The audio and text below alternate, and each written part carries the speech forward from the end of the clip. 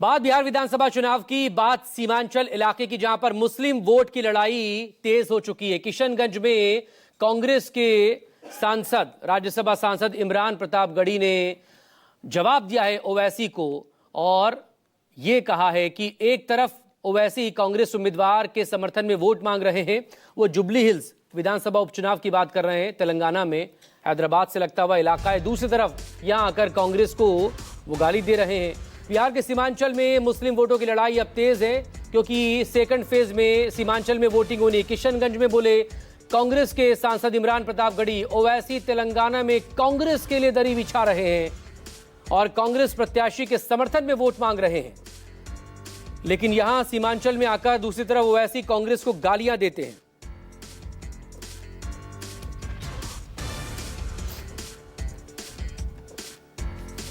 बयान में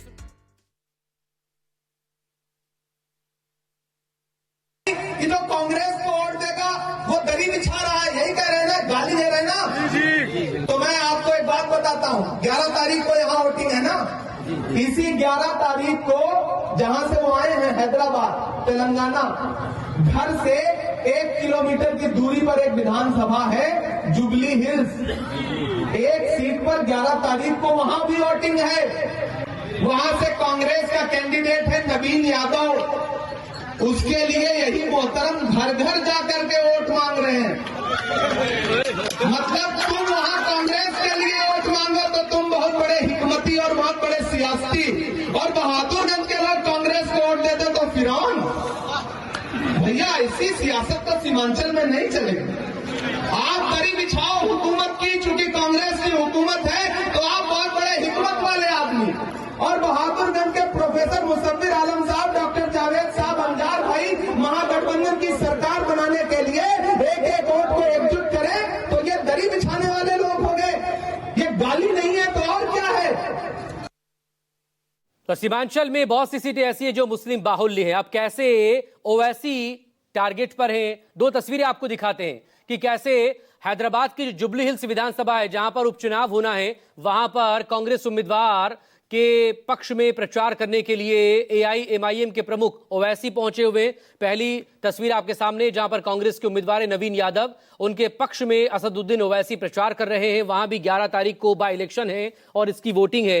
दूसरी तरफ अब सीमांचल में दूसरे फेज की वोटिंग भी 11 नवंबर को होनी है बिहार में, और 23 अक्टूबर का जो एआईएमआईएम के नेता हैं शौकत अली, उन्होंने ट्वीट किया था, क्योंकि महागठबंधन की प्रेस कॉन्फ्रेंस में ऐलान किया गया था कि सीएम फेज के तौर पर तो तेजस्वी हैं, डेप्यूटी सीएम के फेज के तौर पर उन्होंने सहनी को उम्मीदवार बना दिया था।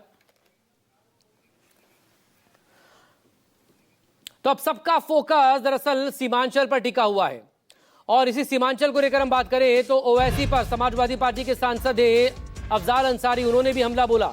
गाजीपुर के सांसद अफजाल अंसारी का ओवैसी तेलंगाना जाएं, आंध्र प्रदेश जाएं, कमजोर मुसलमानों की वकालत कौन करेगा।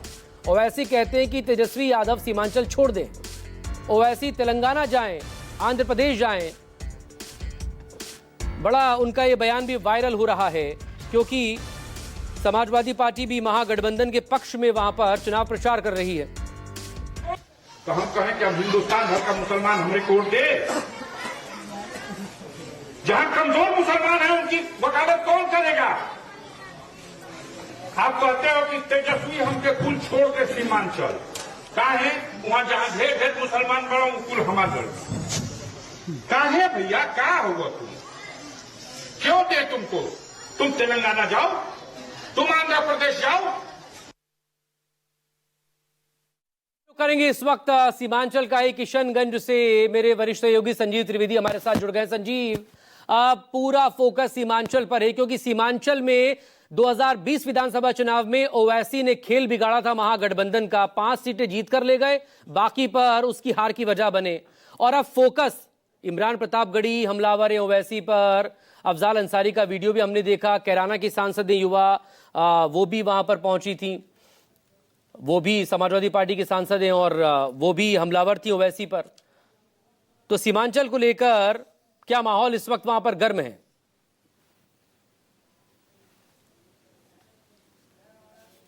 और महागठबंधन के लोगों को इस बात की बहुत चिंता सता रही है कि दरअसल वोट बैंक बट जाएगा और बीजेपी को फ़ायदा हो जाएगा। और ये सिलसिला जो है वो पिछले 5 साल पहले जब शुरू हुआ था उस वक़्त ये तो शुरुआत थी।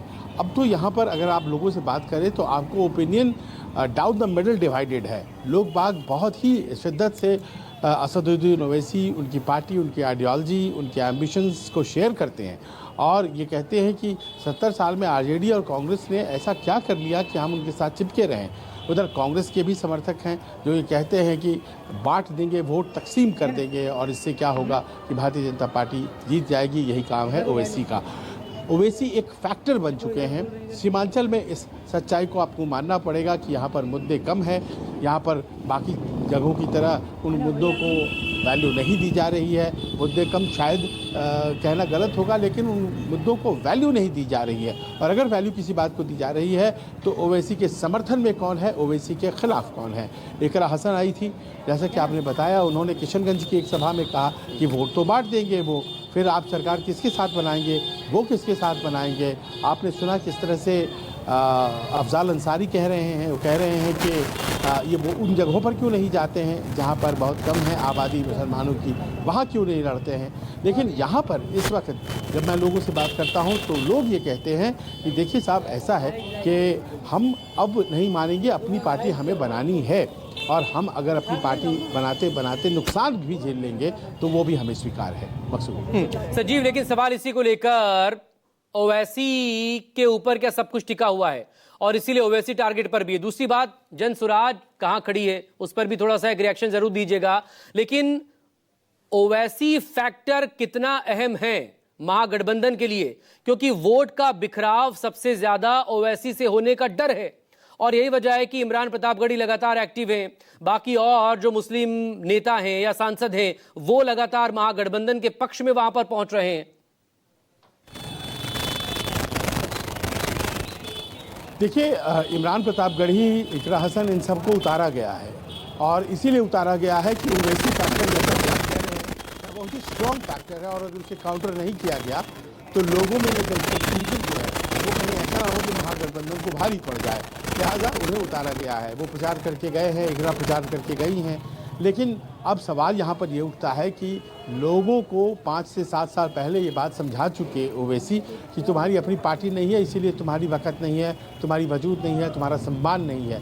वो समझा चुके हैं कि अगर आप 2%, जैसा कि वो लोग कहते हैं 2% के आबादी वाले मल्लाह कम्युनिटी के डिप्टी सीएम बना सकते हैं, तो 17-18% आबादी वाले मुसलमान समुदाय को आपने मुख्यमंत्री क्यों नहीं बनाया, तो इस तरह के चेहरा घोषित क्यों नहीं किया। तो इस तरह के सवालों को अगर तेजस्वी यादव समय से एड्रेस नहीं करते हैं तो इतना तो कहना पड़ेगा कि किशनगंज जैसे इलाके, चाहे वो किशनगंज हो, बगल की सीट है, कोचा दमन हो, ठाकुरगंज हो, इन सब सीटों के ऊपर असर एक पड़ेगा और वो असर बड़ा ख़तरनाक हो सकता है, क्योंकि इन सवालों को सीधे तौर पर एड्रेस नहीं किया गया। महागठबंधन को क्यों नहीं साथ रखा गया, उसके लिए तो एक्सप्लेनेशन नहीं दी गई।